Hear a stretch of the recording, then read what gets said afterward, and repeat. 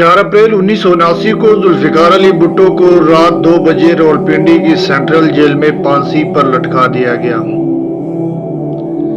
इनको रावलपिंडी जेल के जनाने हिस्से में एक 7 बाई 10 फुट की कोठरी में कैद किया गया था। भुट्टो को एक पलंग, गदा, छोटी सी मेज और एक बुक शेल्फ दी गई थी, जहाँ इनके लिए कैदी खाना बनाता था। हर 10 दिन बाद वो कैदी बदल दिया जाता था ताकि इसको भुट्टो से उनसियत ना हो जाए। कभी कभी भुट्टो के दोस्त और दांतों के मशहूर डॉक्टर नियाजी इनके लिए खाना भेजा करते थे। भुट्टो जब बैतुल खला जाते थे तो एक सिक्योरिटी गार्ड वहां भी इनकी निगरानी करता था। भुट्टो को ये बात इंतहाई नापसंद थी कि उन्होंने तकरीबन खाना बंद कर दिया था ताकि इन्हें बैतुल खला जाने की जरूरत ही ना पड़े। कुछ दिनों बाद इस तरह की सख्त निगरानी बंद कर दी गई थी और इनके लिए कोठरी के बाहर अलहदा एक बैतुल खला बनवा दिया गया था। भुट्टो को जेल के अंदर पढ़ने की आज़ादी थी। आखिरी दिनों में वो चार्ल्स मिलर की खैबर, रिचर्ड निक्सन की सवाने उमरी, जवाहरलाल नेहरू की डिस्कवरी ऑफ इंडिया और सदीक सालेह की विटनेस टू सरेंडर का मुताला कर रहे थे। पंजाब हुकूमत के जलाद तारा मसीह को भुट्टो को फांसी देने के लिए लाहौर से बुलाया गया था। इनका ये काम पुश्तीनी पेशा था। इनका खानदान महाराजा रंजीत सिंह के जमाने से फांसी देने का काम कर रहा था। उस वक्त मसीह की तनख्वाह 375 रुपये माहाना थी और हर फांसी देने पर इन्हें इजाफी 10 रुपये मिलते थे। एक बार जब जेल के अंदर डॉक्टर नियाजी एक लालटेन की रोशनी में इनकी दांतों का मुआयना कर रहे थे तो भुट्टो ने इनके साथ मजाक किया, तुम भी मेरी तरह से बदकिस्मत हो, तुम्हारे क्लिनिक में एक हसीन लड़की तुम्हारी मदद कर रही होती है और यहाँ मदद करने के लिए एक कैदी मिला है। बेनज़ीर भुट्टो 2 अप्रैल 1979 की सुबह अपने बिस्तर में लेटी हुई थी। तभी अचानक इनकी वालिदा नुसरत भुट्टो कमरे में ये कहते हुए दाखिल हुई, पिंकी, घर के बाहर जो फौजी हैं वो कह रहे हैं हम दोनों को आज ही तुम्हारे वालिद से मुलाकात करने जाना पड़ेगा, इसका मतलब क्या है?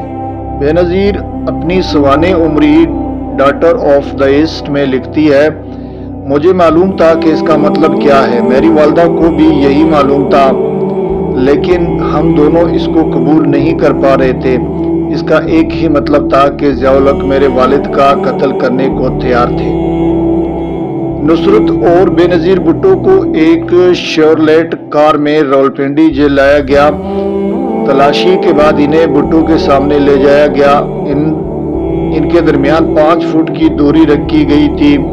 बेनज़ीर लिखती है, मेरे वालिद ने पूछा कि घर वालों से मुलाकात के लिए इन्हें कितना वक्त दिया गया है। जवाब आया, आधा घंटा। मेरे वालिद ने कहा कि लेकिन जेल के कवानीन के मुताबिक फांसी से पहले खानदान वालों से मुलाकात के लिए 1 घंटा मिलता है। लेकिन एहलकार ने जवाब दिया कि मुझे ऐसा ही हिदायत मौसूल हुई है कि आपको सिर्फ आधा घंटा दिया जाए। वो जमीन पर एक गधे पर बैठे हुए थे क्योंकि इनकी कोठरी से मेज, कुर्सी और पलंग हटा दिए गए थे। बेनज़ीर मजीद लिखती है, उन्होंने मेरी लाई हुई किताबें और मैगजीन मुझे वापस कर दी।